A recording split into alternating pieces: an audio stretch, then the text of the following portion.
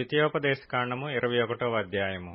నీ దేవుడైన యెహోవా నీకిచ్చుచున్న దేశములో ఒకడు చంపబడి పొలములో పడియుండుట కనబడునప్పుడు వాని చంపినవాడెవడో అది తెలియకయుండిన ఎడల నీ పెద్దలను నీ న్యాయాధిపతులను వచ్చి చంపబడిన వాని చుట్టూనున్న పురముల దూరము కొలిపింపవలెను.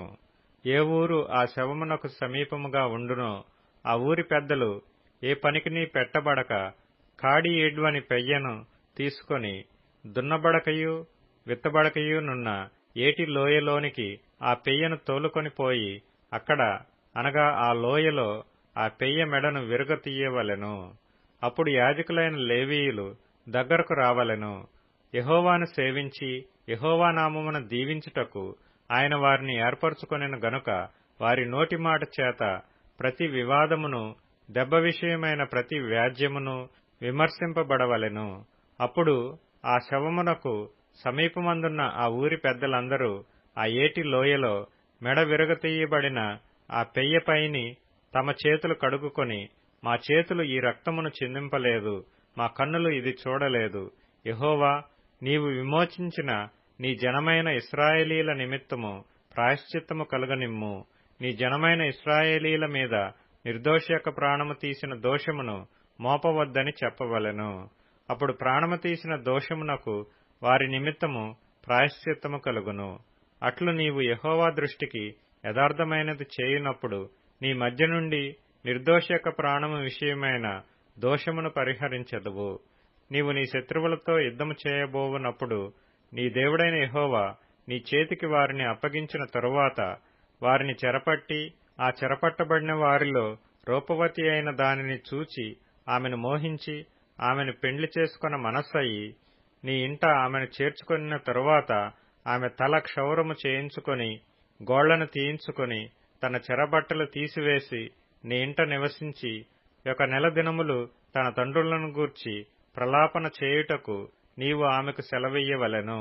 తరువాత నీవు ఆమె యొద్దకు పోయి ఆమెను పెండ్లి చేసుకొనవచ్చును. ఆమె నీకు భార్య యగును.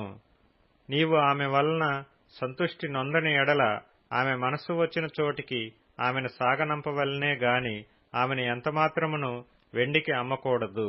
నీవు ఆమెను అవమానపరిచితివి గనుక ఆమెను దాసివలే చూడకూడదు.